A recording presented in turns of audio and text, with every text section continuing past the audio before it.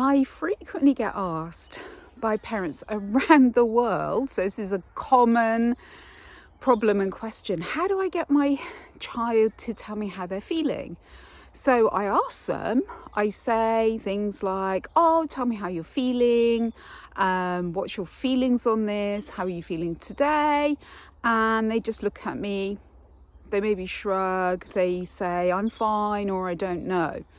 Now, I can understand why this is challenging. So it's challenging for us as the adults, but also it can feel challenging for the children as well, because suddenly, they weren't expecting maybe to be asked how they were feeling. They suddenly sometimes can feel like they've been put on the spot. So why is that? Well, because it's often the case that with the best of intentions, you are asking in an intellectual, rational way about how they're feeling. So you're kind of going through a genuine, I want to know, but it feels a bit tick boxy to the child. So what's the difference? Well, the difference is when we do it in a more emotionally intelligent way, we have less need in ourselves for an answer. How bizarre that one would ask a question without wanting an answer or needing an answer. Well, it's fascinating, isn't it?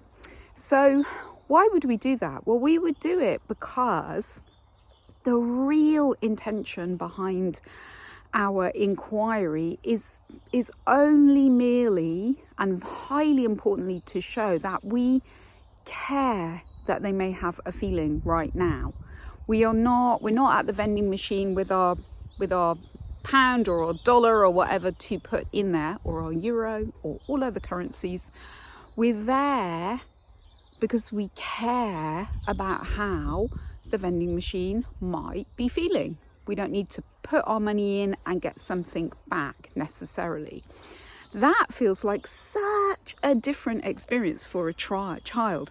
It doesn't feel so transactional and constructed.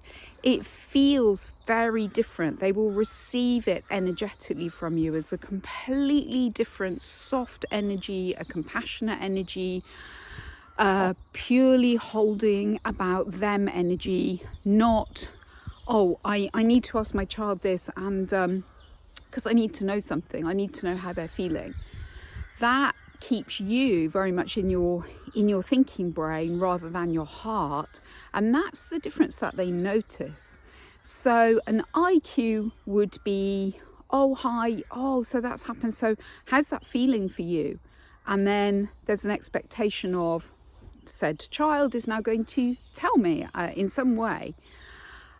The difference being when we ask, oh so that happened, we take a breath, and then we're more able to ask, oh my goodness, I'm wondering how that's feeling for you. And there's no attachment to them being able to come back with an answer or an explanation or an insight. Now, that isn't because we don't care, it's just because we care more about the fact that they will have feelings, and we just want to offer to them that we really care about that.